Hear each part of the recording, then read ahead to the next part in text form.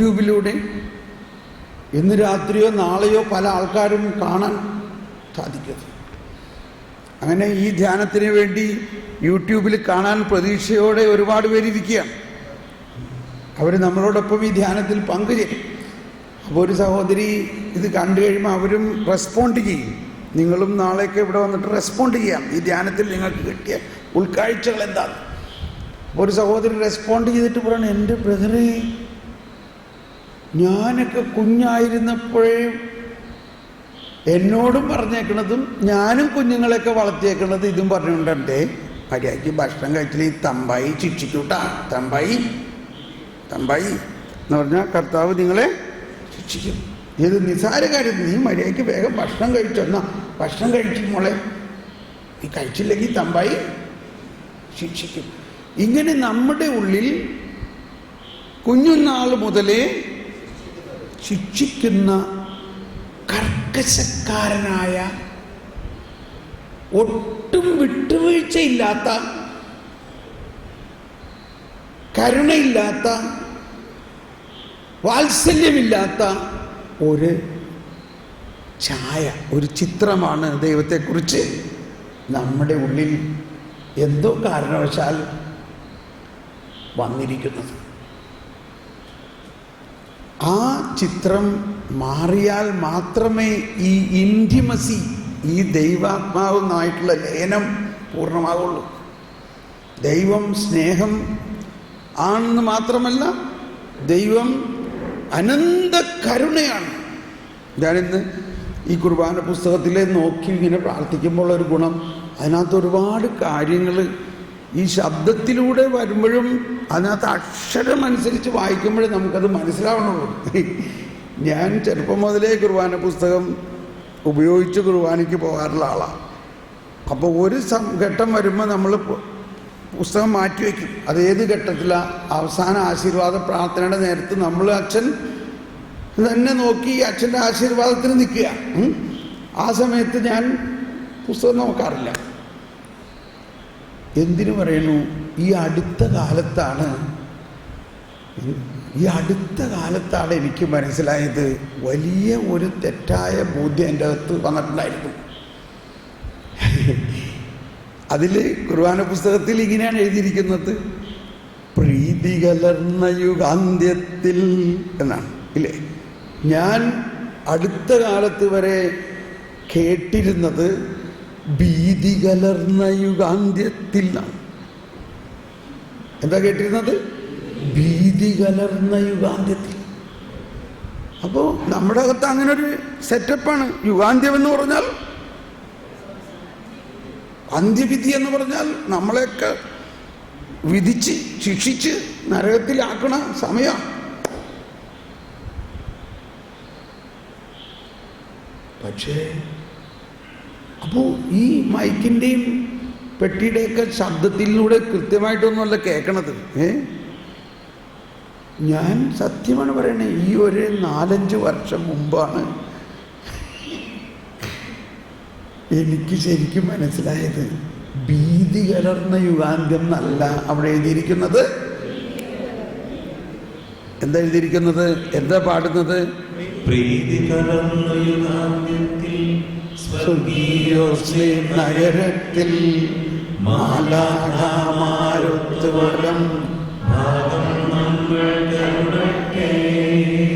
ആർക്ക്?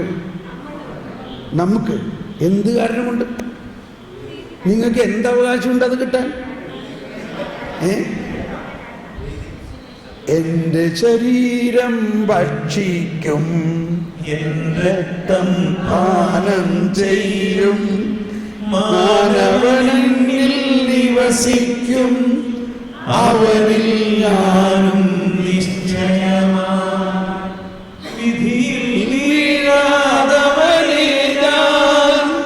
അന്തിമ ദിവസമുയർപ്പിക്കും, നിത്യായുസ്സവനേകും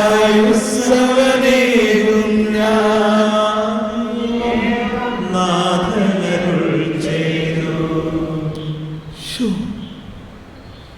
ഇനി എന്തിനാ പേടിക്കണേ? ഈ എൻ്റെ ശരീരം ഭക്ഷിക്കുകയും എൻ്റെ രക്തം പാനം ചെയ്യുകയും ചെയ്യുന്നവനിൽ ഞാൻ വസിക്കുന്നു. എത്രത്തോളം വസിക്കുന്നു? ശരിയാണോ? മുഴുവനായി വസിക്കുന്നുണ്ടോ? മുഴുവനായിട്ട്. അതെ. അങ്ങനെ വസിക്കുന്നതിലൂടെ നമ്മൾക്ക് എന്താണ് സംഭവിക്കുന്നത്? ഇനി നമുക്ക് ശിക്ഷാവിധി ഇല്ല. അപ്പോ ഭീതി ഉണ്ടാ? ഭീതിയുടെ ആവശ്യമുണ്ടോ? ഭീതി അല്ല, പ്രീതി കലർന്ന യുഗാന്ത്യത്തിൽ. ഇപ്പൊ ഇപ്പൊ ഒരു മുഴുവൻ കുർബാനയൊക്കെ കൂടുന്നത് ഇവിടേക്ക് വരുമ്പോഴാണ്. എന്ന് പറഞ്ഞാൽ എല്ലായിടത്തും എല്ലാ പ്രാർത്ഥനയും എല്ലാ കുർബാനയ്ക്കും സാധാരണ ചിലയിടത്തൊന്നും ചെല്ലാറില്ല, സമയമില്ലാത്തതിൻ്റെ പേരില്ല. അപ്പം ഇന്ന് കർത്താവേ ഞങ്ങളെ ആശീർവദിക്കണേ. അപ്പോൾ ആ പ്രാർത്ഥനയിൽ ഇങ്ങനെ പറയാം, അങ്ങയുടെ കരുണ നിറഞ്ഞ വലതു കൈ ഞങ്ങളുടെ നേരെ നീട്ടണേ. ആഹാ, എങ്ങനത്തെ വലതു കൈയാണ്? കരുണ നിറഞ്ഞ. അതിൻ്റെ അടുത്ത പ്രാർത്ഥനയിൽ കരുണാനിധിയായ കർത്താവേ. പിന്നെ നോക്കുമ്പോൾ കുർബാനയിൽ മുഴുവനും പറയണത് എന്താ? കരുണ, കരുണ, കരുണ. സീറോ മലബാർ കുർബാനയിൽ ഇങ്ങനെയാണെങ്കിൽ മലങ്കര കുർബാനയിലത്തെ കാര്യമോ? ഇവിടെ മലങ്കരക്കാർ എത്ര പേരുണ്ട്? ആരെങ്കിലും ഉണ്ടോ മലങ്കരക്കാർ? ഒരു ചേട്ടനുണ്ട്. എന്താ മലങ്കര കുർബാനയിൽ കൂടെ പാടുന്നത്? കുരിയലൈസോൻ കുരിയലൈസോൻ കുരിയലൈസോൻ എന്ന് 3 പ്രാവശ്യം പറയണം. കുരിയലൈസോൻ കുരിയലൈസോൻ കുരിയലൈസോൻ എന്ന് പറഞ്ഞാൽ എന്താ? കർത്താവേ ഞങ്ങളുടെ മേൽ കരുണയായിരിക്കണമേ, കരുണയായിരിക്കണമേ, കരുണ. അതിൻ്റെ ഇംഗ്ലീഷിലുള്ള മറ്റേ റീത്തുകളിൽ, ബൈസന്റൈൻ റീത്തിലൊക്കെ ഇംഗ്ലീഷിൽ പറഞ്ഞു, Lord have mercy, Lord have mercy, Lord have mercy. കർത്താവേ കരുണയായിരിക്കണമേ, കരുണയായിരിക്കണമേ, കരുണയായിരിക്കും. കർത്താവ് കരുണയാണ്. എന്നാൽ ലോകം മുഴുവനും കരുണയുടെ കൊന്ത ചെല്ലണു, കരുണയുടെ നൊവേന ചെല്ലണു, കരുണയാണ് കർത്താവ് എന്ന് പറയണു, കരുണയാണ് കർത്താവ് എന്ന് പ്രാർത്ഥിക്കണു. പക്ഷേ ഈ കരുണ ഒരനുഭവ തലത്തിൽ ഇപ്പോഴും ആകുന്നില്ല എന്നുള്ളതാണ്. ക്ഷമിക്കണം കേട്ടോ, കരുണ നമ്മുടെ അനുഭവ തലത്തിലേക്ക് ആകുന്നില്ല. ഈ ഇടയ്ക്ക് പരിശുദ്ധ പിതാവ് എല്ലാ ദിവസവും കരുണയെക്കുറിച്ചാണ് പറയണത്. ഇപ്പോൾ പ്രത്യേകിച്ച് കരുണയുടെ വർഷമായിട്ട് കരുണയെക്കുറിച്ചുള്ള കാറ്റക്കിസിസ്, പ്രബോധനം നൽകുന്നുണ്ട്.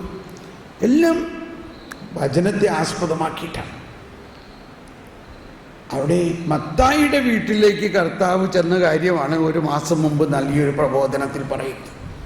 മത്തായിയുടെ സുവിശേഷത്തിൽ മത്തായി 9-ാം അധ്യായത്തിൽ മത്തായിയെക്കുറിച്ച് ഫരിസേയരും നിയമജ്ഞരും അവിടെയുള്ള ആൾക്കാരെല്ലാം വളരെ മോശം അഭിപ്രായമാണ്. അവനൊരു മഹാപാപിയാണ്, ചുങ്കക്കാരൻ, ആളുകളെ ഞെക്കിപ്പിഴിഞ്ഞ് ചുങ്കം മേടിക്കുന്നവൻ. മാത്രമല്ല അവൻ റോമാക്കാരനാണ് വാസ്തവത്തിൽ, അല്ലെങ്കിൽ റോമാ ഗവൺമെന്റിന് ജോലി ചെയ്യുന്ന ആളാണ്. കാര്യം അവൻ ഇസ്രായേൽക്കാരനാണെങ്കിലും. അപ്പോൾ ഫരിസേയരും നിയമജ്ഞരും യഹൂദരെല്ലാം ഇവനെ അങ്ങ് തിരസ്കരിച്ചു. അവൻ്റെ വീടുമായിട്ട് യാതൊരു ബന്ധവും പാടില്ല, അങ്ങനെയുള്ള ആളുകളുടെ വീട്ടിലും പോകാൻ പാടില്ല. എന്നാൽ ഒരു യഹൂദനായ ഈശോ ഇതെല്ലാം അറിഞ്ഞിരിക്കെ ഈ ചുങ്കക്കാരൻ മത്തായിയുടെ വീട്ടിലേക്ക് അങ്ങ് ചെല്ലുകയാണ്. ഇത് കണ്ടിട്ട് അവിടെ ഉണ്ടായിരുന്ന ആളുകളെല്ലാം കർത്താവ് ഈശോമിശിഹായുടെ ശിഷ്യന്മാരോട് പറയുകയാണ്, എന്താണ് നിങ്ങളുടെ ഈ ഗുരു ചെയ്യണേ? നിങ്ങളുടെ ഈ ഗുരു പാപികളുടെയും ചുങ്കക്കാരുടെയും വീട്ടിലേക്ക് എന്താ ഇങ്ങനെ പോകുന്നത്? ഇത് ഭയങ്കര തെറ്റാണ്. മത്തായി 9:11 മുതൽ. ഇത് കേട്ടിട്ട് അകത്ത് പോയി ഈശോ പുറത്തു വന്നിട്ട് പറയാണ്, 3 കാര്യമാണ് പറഞ്ഞത്. മത്തായി 9, 11, 12, 13 പറയുകയാണ്. അതിൽ ആദ്യം പറയുന്നത് ഇതാണ്: രോഗിക്ക് വൈദ്യൻ ആർക്കാ വേണ്ടത്? രോഗിക്കാണ്. ആരോഗ്യമുള്ളവർക്കാണ് വൈദ്യനെ കൊണ്ട് ആവശ്യം. ആരോഗ്യമുള്ളവർക്കല്ല വൈദ്യനെ കൊണ്ട് ആവശ്യം, രോഗികൾക്കാണ്. പിന്നെ പറയാണ് നിങ്ങൾ പോയി പഠിക്കുവിൻ. ഒന്നെല്ലാവരും പറഞ്ഞേ, നിങ്ങൾ പോയി പഠിക്കുവിൻ. ഒന്നെല്ലാവരും ഉച്ചത്തിൽ പറഞ്ഞേ. എന്താ ബലിയല്ല, കരുണയാണ് ഞാൻ ആഗ്രഹിക്കുന്നത് എന്നതിൻ്റെ അർത്ഥം നിങ്ങൾ പോയി പഠിക്കുക. അത് ആര് പറഞ്ഞിരിക്കുന്നതാ? ഇത് ഫരിസേയരോട് പറയാണ് എന്ന് പറയപ്പെട്ടതിൻ്റെ അർത്ഥം ആര് പറഞ്ഞതാ?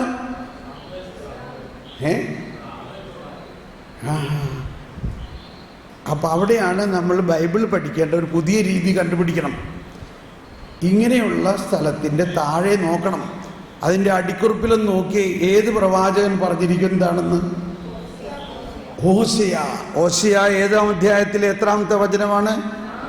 6-ാം അധ്യായത്തിൽ 6-ാമത്തെ വചനം. ഇതാണ് ഇനി ബൈബിൾ പഠിക്കേണ്ട പദ്ധതി. പുതിയ നിയമം വായിക്കുമ്പോൾ അതിൽ പറയുകയാണ് പ്രവാചകൻ പറഞ്ഞിരിക്കുന്നു. ഉടനെ അതിൻ്റെ അടിക്കുറിപ്പിൽ നോക്കുമ്പോൾ ഏത് പ്രവാചകൻ എന്ന് പറഞ്ഞിരിക്കുന്നു എന്നറിയാം. അപ്പോൾ ഈശോ പറയാണ്, നിങ്ങളുടെ ബൈബിളെല്ലാം പഴയ നിയമമെല്ലാം ബൈ ഹാർട്ടല്ലേ? നിയമത്തിൽ ഫരിസേയർക്കും ഇല്ലേ പഴയ നിയമം? അവർക്ക് പഴയ നിയമമല്ലേ അറിയുള്ളൂ, പുതിയ നിയമം വന്നിട്ടില്ലല്ലോ. മനസ്സിലാക്കണം, അവർക്ക് പഴയ നിയമം മാത്രമല്ലേ അറിയുള്ളൂ, പുതിയ നിയമം അപ്പോൾ വന്നിട്ടില്ല. അപ്പൊ അവരുടെ അറിയാവുന്ന ആ പഴയ നിയമത്തിൽ തന്നെ ഒഴിഞ്ഞു കിടക്കുന്ന പുതിയ നിയമമാണത്. അവർക്കറിയാവുന്ന പഴയ നിയമത്തിൽ തന്നെ ഒളിഞ്ഞിരിക്കുന്ന പുതിയ നിയമമാണത്. മനസ്സിലായില്ലേ? നിങ്ങൾ പോയി പഠിക്കുവിൻ. ഈ നിങ്ങൾക്കറിയാവുന്ന, നിങ്ങൾ പഠിച്ചിട്ടുള്ള, നിങ്ങൾ ആർക്ക് അറിയാവുന്ന വചനമാണ്. എന്താണ്? ബലിയല്ല കരുണയാണ് ഞാൻ ആഗ്രഹിക്കുന്നത്. ബലിയല്ല, കരുണയാണ് ശ്രേഷ്ഠം. നമ്മുടെ മഠങ്ങളിലെല്ലാം എഴുതി വെച്ചിട്ടുള്ളൊരു സംഭവമുണ്ട്. എന്താണ് സിസ്റ്റർമാരെന്ന് പറഞ്ഞ്? ബലിയല്ല, അനുസരണമാണ്. അനുസരണം ബലിയേക്കാൾ ശ്രേഷ്ഠം. ഇതെന്തിനാ എല്ലാവരും അനുസരിച്ചോളെന്ന് പറയാനുള്ളൊരു സൂചനയാണത്. മാത്രമല്ല, അനുസരണമാണല്ലോ നമ്മുടെ വ്രതം. അനുസരണമെന്ന വ്രതമാണ്. അതുകൊണ്ട് ഈ നമ്മൾ സത്യദീപത്തിലേക്ക് അഡ്വർടൈസ്മെൻറ്റ് കണ്ടിട്ടില്ലേ? ആരുടെ അഡ്വർടൈസ്മെൻറ്റ്? ഓരോ മഠങ്ങളുടെ എന്ന് പറഞ്ഞാൽ ഓരോ കോൺഗ്രിഗേഷനിലെ അഡ്വർടൈസ്മെൻറ്റാണ്. കർത്താവിൻ്റെ മുന്തിരിത്തോട്ടത്തിൽ വേല ചെയ്യാൻ കുഞ്ഞനിയത്തിമാരെ സ്വാഗതം. അങ്ങനെ കുഞ്ഞനുജത്തിമാര് ഭയങ്കര ആ സ്നേഹത്തിൻ്റെ ആഗ്രഹത്തോടു കൂടി വരുമ്പോൾ ആദ്യം കാണുന്ന ബോർഡാണ് അനുസരണം ബലിയേക്കാൾ ശ്രേഷ്ഠമാണ്. അതിൻ്റെ ഇടയിൽ എന്തോ ഒരു ട്രിക്കുള്ള മാതിരിയാ തോന്നണേ. വാസ്തവത്തിൽ അത് പഴയ നിയമമാണ്. പുതിയ നിയമത്തിൽ അനുസരണമല്ല, പിന്നെ എന്താ? കരുണയാണ്. എന്നെ പുറത്താക്കല്ലേ. പുതിയ നിയമം എന്താ? ഇപ്പൊ പറഞ്ഞ കേട്ടോ, കരുണയാണ് പുതിയ നിയമം.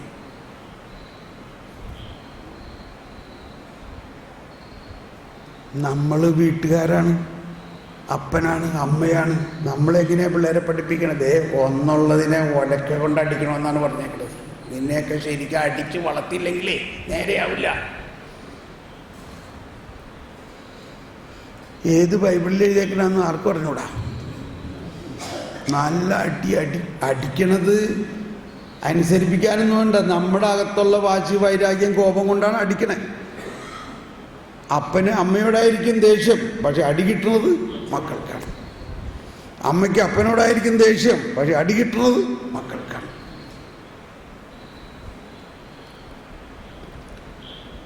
ഇതെല്ലാം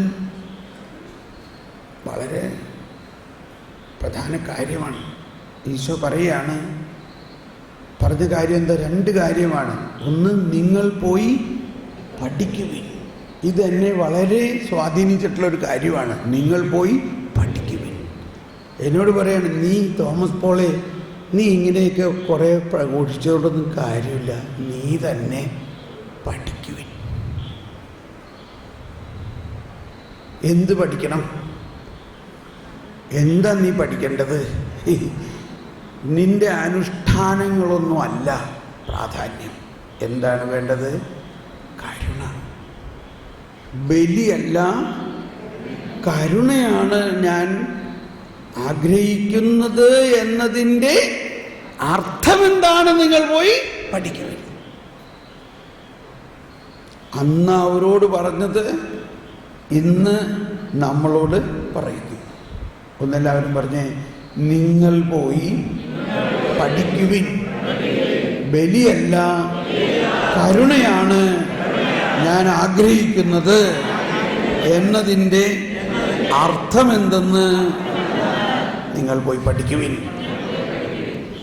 അതിനുശേഷം പറയുകയാണ്, അപ്പോൾ ഈ പഠനത്തിൻ്റെ സാരാംശം, ഉത്തരം തന്നെ രണ്ടാമത് പറയണം. മൂന്നാമത് പറയുന്നത് ഉത്തരമാണ്. ആദ്യം പറയുന്നു വൈദ്യൻ ആർക്കാണ് ആവശ്യം? രോഗികൾക്ക്. രണ്ടാമത് പറയുന്നു നിങ്ങൾ പോയി പഠിക്കുവിൻ. നിങ്ങൾക്കറിയാവുന്ന കാര്യമാണ്, പക്ഷെ അതിൻ്റെ സാരാംശം നിങ്ങൾ പഠിക്കുന്നില്ല. അത് അധരം വ്യായാമത്തിൽ നിങ്ങൾ പഠിക്കറിയാം, പക്ഷെ അതിൻ്റെ അർത്ഥം അറിഞ്ഞുകൂടാ. ഇനി മൂന്നാമത് പറയുന്നത് അതിൻ്റെ അർത്ഥമാണ്. എന്താണ് അർത്ഥം? ഞാൻ വന്നിരിക്കുന്നത് നീതിമാന്മാരെ തേടിയല്ല, പാപികളെ തേടിയാണ്. അപ്പോൾ എന്താണ് കരുണ എന്ന് പറഞ്ഞാൽ? കരുണ എന്ന് പറഞ്ഞാൽ ദൈവത്തിന് പാപികളോടുള്ള സ്നേഹമാണ്. പാപികളോടുള്ള സ്നേഹം എന്ന് പറഞ്ഞെല്ലാവരും, കരുണ എന്നത് ദൈവത്തിന് പാപികളോടുള്ള സ്നേഹമാണ്.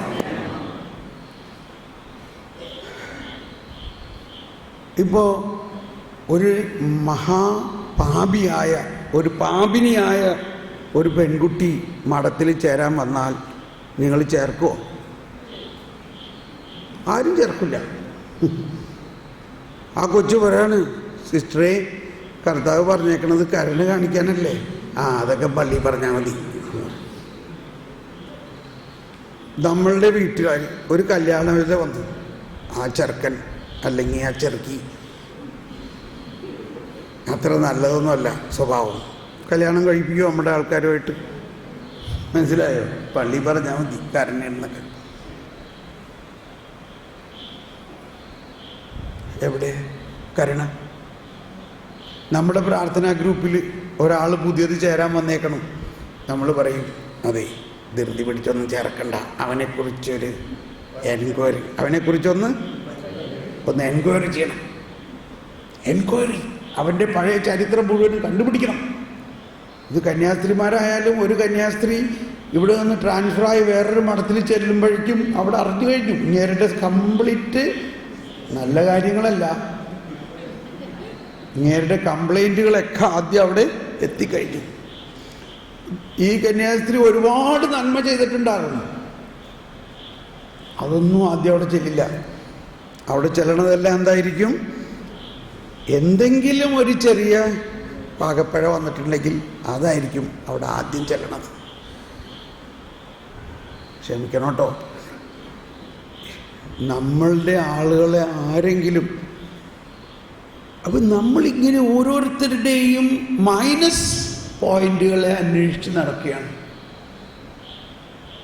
ഈ പശ്ചാത്തലത്തിലാണ് പരിശുദ്ധ പിതാവ് പറയുകയാണ്, യേശു മത്തായിയുടെ വീട്ടിൽ ചെല്ലുമ്പോൾ അവൻ്റെ പഴയ കാര്യങ്ങൾ ഒന്നും അന്വേഷിച്ചില്ല. അവിടെയുള്ളവരെല്ലാവരും മത്തായിയിൽ കാണുന്നത് മഹാപാപിയായ ഒരു വ്യക്തിയാണെങ്കിൽ, യേശു മത്തായിയിൽ എന്താ കണ്ടത്? ആരെയാ കണ്ടത്? യേശു മത്തായിയിൽ എന്ത് കണ്ടു? എന്ത് കണ്ടു? ആരെ കണ്ടു?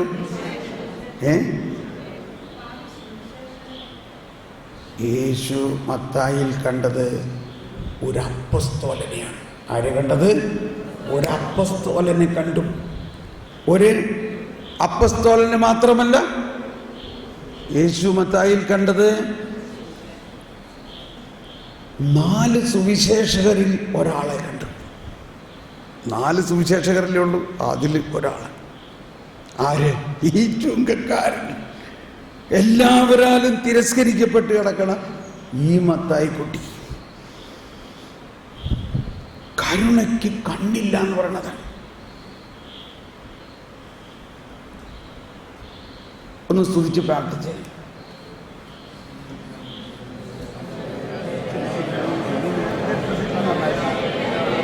ഒന്ന് സ്തുതിച്ചെന്ന് എഴുന്നേറ്റ് ഒന്ന് സ്തുതിച്ചേ. എന്ന് എല്ലാവരും ഒന്ന് എഴുന്നേറ്റ് ഒന്ന് സ്തുതിച്ചേ.